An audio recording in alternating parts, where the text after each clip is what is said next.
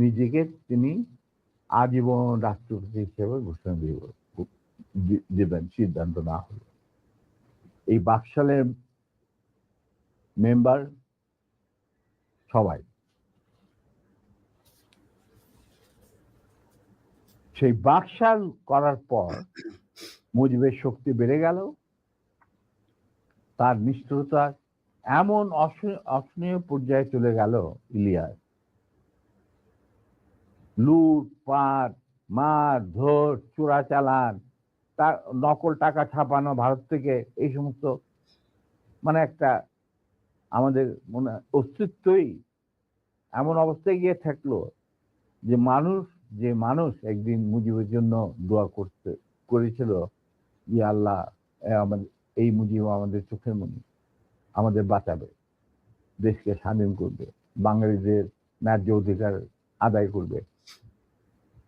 সেই মুজিবের জন্য লোকজন আল্লাহর কাছে দোয়া চাচ্ছিল যে আল্লাহ আমাদের আজাদ দাও, নমরুদের হাত থেকে আজাদ দাও, আমরা তো শেষ, মরে যাচ্ছি সব,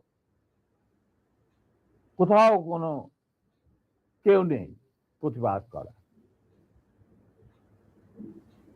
এটা তো আমরা যারা সেনাবাহিনীতে তখন ছিলাম, যারা দেশপ্রেমী যোদ্ধা, তারা ঠিক মেনে নিতে পারেনি। যেভাবে তারা মেনে নিতে পারেনি পাকিস্তানের জান্তাদের অবিচার এবং দুরাচার। এরই পরিপ্রেক্ষিতে তাদের নেতৃত্বে সংগঠিত হয় একটা সেনা বিপ্লব। অনেকে বলে মুজিবকে মারা হলো কেন?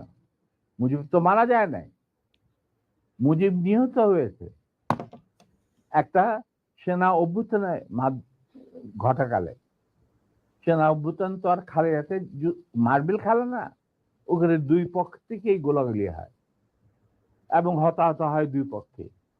যেমন মুজিবের পক্ষের কিছু লোক মারা গেল, সেভাবে বিপ্লবীদের, সেনা অভ্যুত্থানকারী বিপ্লবীদের তরফ থেকে কিছু লোক প্রাণ হারায়।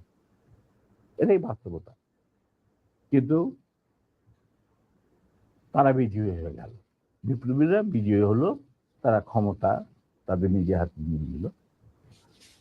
স্বতঃস্ফূর্ত ভাবে ইলিয়াস, ঘোষণাটা অবশ্য আমি দিয়েছিলাম, স্বতঃস্ফূর্ত ভাবে মুজিবের সেই